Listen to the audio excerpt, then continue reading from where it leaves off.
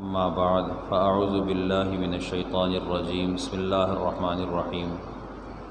گزشتہ درس کا سلسلہ جس جگہ منقطع ہوا تھا اسے تھوڑے سے پیچھے سے یاد دہانی کے لیے عرض کر دیتا ہوں کہ بیت اللہ کی تعمیر کے بارے میں بات چل رہی تھی۔ تو تعمیر بیت اللہ کل 5 مرتبہ ہوئی ہے۔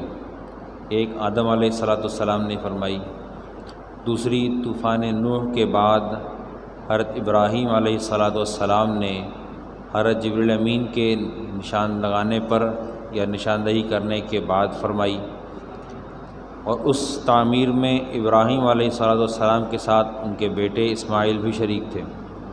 یہ مکہ کے باشندے تھے، مکہ ہی کے رہائشی تھے، اور اپنے اس وقت میں جب کہ آپ پنگھوڑے میں تھے یا آپ گہوارے میں تھے، بہت چھوٹے سے تھے، گود کے بچے تھے، اس وقت میں آپ یہاں مکہ کی وادی میں آباد ہو گئے تھے، جیسے کہ قرآن پاک میں ابھی ہم نے پڑھا، ربنا انی اسکنت من ذریتی بواد غیر ذی زرع عند بیتک المحرم۔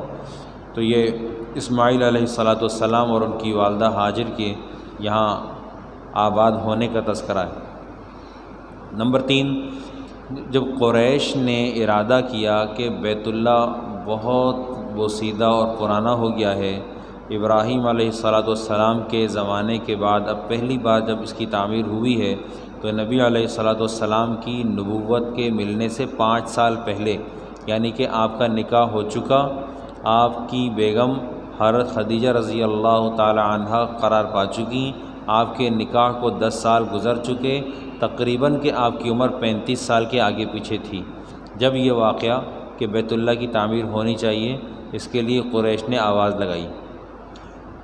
اس واقعے کے بعد 2 واقعات اور ہیں جب بیت اللہ کی تعمیر کے، ایک عبداللہ ابن زبیر رضی اللہ تعالیٰ عنہ تعمیر فرمائی، اور ایک انتہائی سفاک و ظالم شخص جس کا نام حجاج ابن یوسف تھا، اس شخص نے بھی بیت اللہ کی تعمیر فرمائی ہے۔ اچھا، حجاج ابن یوسف کی تعمیر میں ہم اس بات کا بھی تذکرہ کرتے چلیں کہ عبداللہ ابن زبیر رضی اللہ تعالیٰ عنہ نے جب عبد الملک ابن مروان کی حکومت کا انکار کیا تھا اور حجاز میں اپنی حکومت کا اعلان کیا تھا، تو یہ وہ دور تھا کہ اسما رضی اللہ تعالیٰ عنہ جو کہ ابوبکر رضی اللہ تعالیٰ عنہ کی بیٹی تھی، وہ بھی حیات تھی۔ تو پھر عبد الملک ابن مروان کے حکم پر اس نے حجاج ابن یوسف نے بیت اللہ پر آ کر سنگباری کی تھی اور بیت اللہ کی دیواروں کو اچھا خاصا زخمی کر دیا تھا۔ اس کے بعد پھر حجاج ابن یوسف نے ہی دوبارہ تعمیر کی تھی۔ اچھا، یہاں یہ بات بھی واضح رہے کہ ولید جو تھے، جو کہ نبی علیہ السلام کے والد کے ماموں، انہوں نے یہ تحریک شروع کی تھی اور اعلان بھی یہ کیا تھا کہ بیت اللہ کی تعمیر میں کسی طرح کا کوئی بھی حرام مال نہ لگے، نہ زنا کے پیسے لگیں گے، نہ سود کے پیسے لگیں گے، نہ شراب کے پیسے لگیں گے، یہاں حلال پیسے لگیں گے، اس لیے کہ اللہ سبحانہ وتعالیٰ پاک ہیں اور پاکی کو پسند فرماتے ہیں۔ پھر جھگڑا یہ تھا کہ تقسیم کی کون کیا کرے گا۔ ہر ایک جماعت نے اپنے ذمے الگ الگ کام لیے، کسی جماعت نے بیت اللہ کی باہر کی دیوار بنانے کی بات کی، تو کسی نے اندر کی طرف کی بات کی، تو کسی نے اس کی جو ہے وہ دروازے کی جانب بنانے کی بات کی۔ تو سارے کے سارے قبیلے الگ الگ ہم اس کا تذکرہ کر چکے ہیں، ان میں نام لے دیتا ہوں۔ بنی عبد مناف اور بنی زہرہ، انہوں نے دروازے کی طرف سے کام کرنے کو اپنے ذمے لیا۔ حجر اسود اور رکن یمانی کی طرف سے بنی مخزوم اور نے کام کیا۔ اسی طرح بیت اللہ کی پشت پر بنی جمح اور بنی سہم، یہ لوگ بیت اللہ کی پشت بنانے پر مامور تھے، اور اسی طرح بنی عبدالدار ابن قصی، بنی اسد اور بنی عدی، ان تمام نے مل کر حطیم کی تعمیر کو اپنے ذمے لے لیا۔ یہ کام کرنے کے بعد پھر ولید ابن مغیرہ، ان کے ہاتھ میں خبر آئی کہ وہاں بیت اللہ جدہ میں کوئی جہاز ٹوٹا ہے، اس کے تختے چھت کے لیے حاصل کیے۔ اور یہ بات بھی اظہر من الشمس ہے کہ چونکہ بیت اللہ کی جو سابق تعمیر تھی، حجرے کی دیواریں تھیں، اندر پانی بھر جاتا تھا، چھت نہیں تھی، تو وہ چھت حاصل کی تھی، جو تختے حاصل کیے تھے اس سے چھت بنانا مقصود تھا۔ پھر یہ ولید بن مغیرہ جا کر جدہ سے وہ لے کر آ گئے تھے. لانے کے بعد جو ہے اب ہمت نہیں تھی کہ کام شروع کریں تو کیسے کریں. کام شروع کرنے کے لیے لازمی بات ہے کہ پرانی دیواریں ہٹانی تھیں، کہ انہی نشانوں کے اوپر اٹھانا تھا. تو کوئی ہمت نہیں کر پا رہا تھا. ولید بن مغیرہ نے آواز لگائی، اللہم لا نرید الا الخیر، اے اللہ ہم نہیں ارادہ کرتے مگر کہ خیر کا. اور پھر وہ بیت اللہ کی چھت پہ چڑھ گئے، دیوار کے اوپر چڑھ گئے پھاوڑا لے کر، اور انہوں نے کام شروع کیا. رکن یمانی کی طرف سے توڑنا شروع کیا. حجر اسود اور رکن یمانی کے درمیان کی جو دیوار ہے اس کو توڑنا شروع کیا. اہل مکہ ساتھ شامل نہیں ہوئے. اہل مکہ نے اس ارادے کے ساتھ آپ کو چھوڑ دیا کہ ہم دیکھتے ہیں رات گزرے گی، کیونکہ رات کو یہ فیصلہ ہو جائے گا کہ اگر کہ ولید بن مغیرہ رات بھر صحیح سالم رہے اور آسمان سے ان کے اوپر کوئی بلا نازل نہیں ہوئی تو اس کا مطلب یہ ہے کہ اللہ سبحانہ و تعالیٰ اس تعمیر پر راضی ہیں. اور اگر کوئی بلا آ گئی تو پھر ہم جس طرح سے پہلے تھا ویسے ہی تعمیر کر دیں گے. اس ارادے کو ساتھ لے کر یہ لوگ سارے رک گئے. آئندہ صبح جب یہ بیت اللہ پہنچے، حرم پہنچے، تو ولید بن مغیرہ پھر اپنا پھاوڑا لے کے حاضر ہو گئے اور آ کر اپنا کام شروع کیا. تو یہاں سے مکے والے اور بھی سب ساتھ ہو گئے. جب بنیاد تک پہنچے، توڑتے توڑتے جب بنیاد تک پہنچے تو مکہ مکرمہ میں ایک سخت دھماکے کی آواز آئی. یہ عندیہ تھا، یہ اشارہ تھا اس بات کا کہ یہ ابراہیم علیہ السلام والی جو بنیادیں ہیں اس کو چھیڑنے کی اجازت نہیں ہے. اس سے پہلے جو کام کرنا ہے کر لو، اس پر جانے کی اجازت نہیں ہے. اس کو انہوں نے یہ گمان کر کے چھوڑ دیا اور تعمیر شروع کر دی گئی.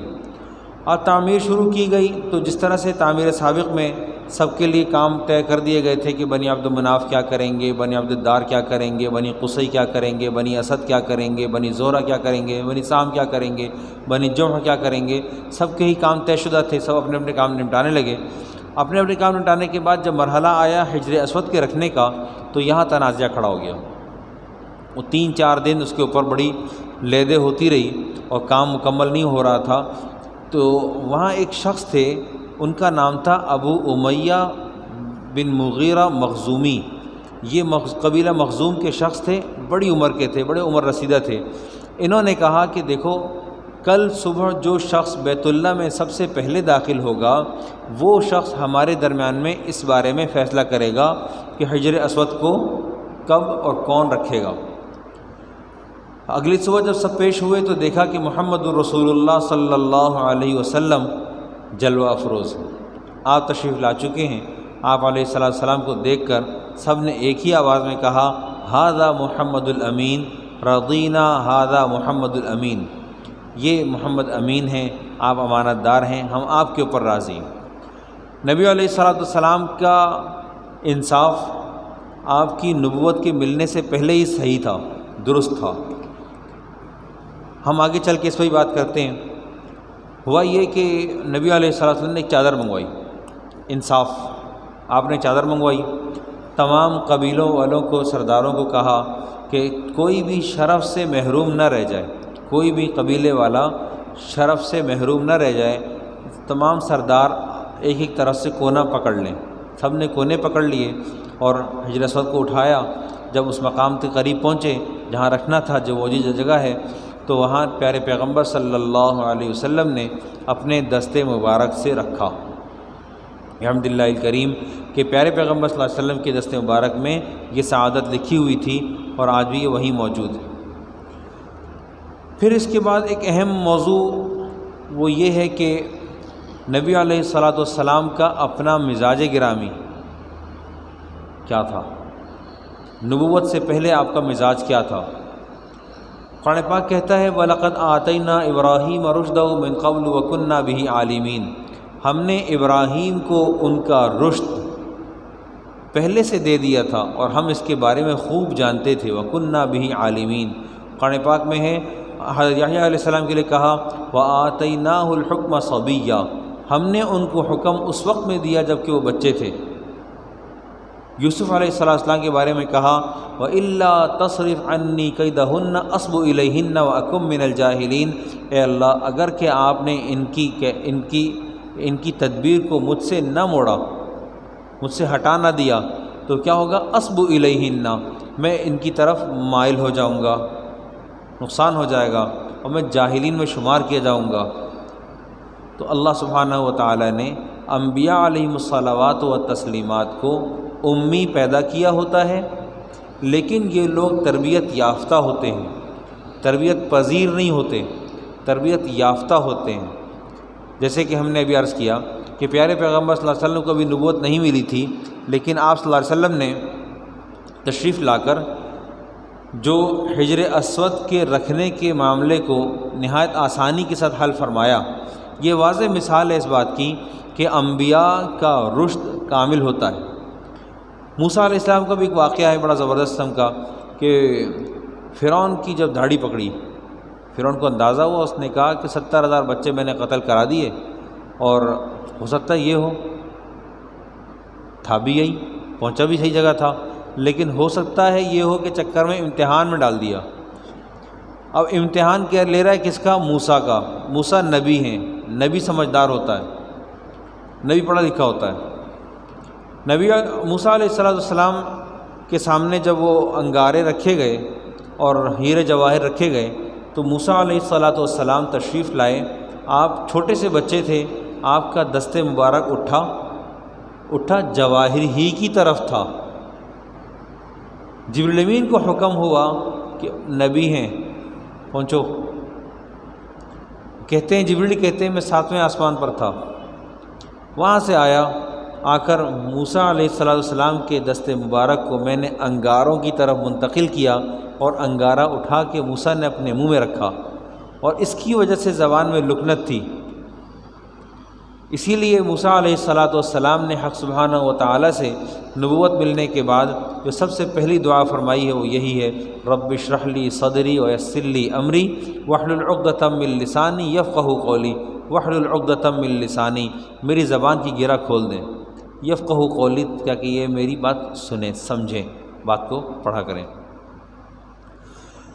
تو نبی جو ہے وہ پیدائشی طور پر ولی و صدیق ہوتا ہے۔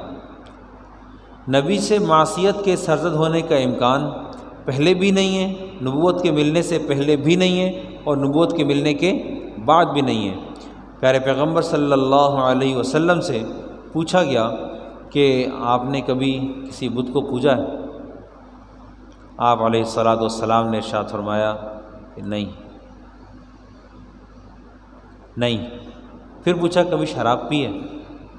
پیارے پیغمبر صلی اللہ علیہ وسلم نے فرمایا میں ان چیزوں کو کفر سمجھتا تھا، میں ان چیزوں کو کفر سمجھتا تھا، اگرچہ مجھے ایمان و کفر کا علم نہیں تھا، مجھے علم و ایمان کا علم نہیں تھا، ایمان و علم، کفر و ایمان کا علم نہیں تھا، لیکن میں ان باتوں کو کفر سمجھتا تھا۔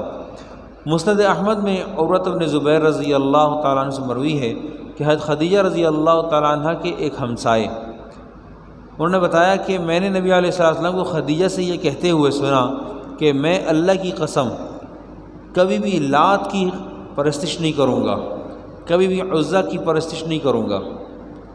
لات و عزیٰ یہ دو بت تھے، بیت اللہ میں رکھے ہوئے تھے، منع کر دیا نہیں کروں گا، کیونکہ اندر میں توحید بسی ہوئی تھی۔ ہم پہلے بھی عرض کر چکے ہیں کہ پیارے پیغمبر صلی اللہ علیہ وسلم کے اپنے نسب میں اوپر کی طرف کو جتنے بھی ہیں سارے کے سارے موحد تھے، مشرک کوئی نہیں تھا، شرک والا کوئی بھی نہیں تھا، سب پاک تھے۔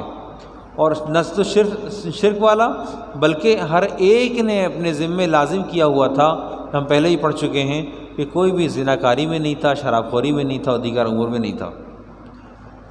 زید بن حارثہ رضی اللہ تعالیٰ عنہ ایک صحابی، چھوٹے تھے، آپ کہتے ہیں کہ میں نبی علیہ السلام کے ساتھ بیت اللہ میں آیا، آپ طواف فرما رہے تھے، اس زمانے میں بیت اللہ میں بھی بت موجود تھے، تو زید نے اصاف اور نائلہ میں سے دونوں کو یا کسی ایک کو ہاتھ لگایا چکر لگاتے ہوئے، نبی صلی اللہ علیہ وسلم نے منع فرمایا، تو لیکن پھر ایک خیال دل میں گزرا کہ ان کو ہاتھ لگانے سے ہوتا کیا ہے۔ پھر نبی علیہ السلام نے دوبارہ آنکھیں دکھائیں، تقریباً کہ ڈانٹا سا، لیکن اس کے بعد میں زندگی میں کبھی ان چیزوں کے قریب نہیں گیا۔ تو یہ نبیوں کی باتیں ہیں، بڑی اونچی باتیں ہیں۔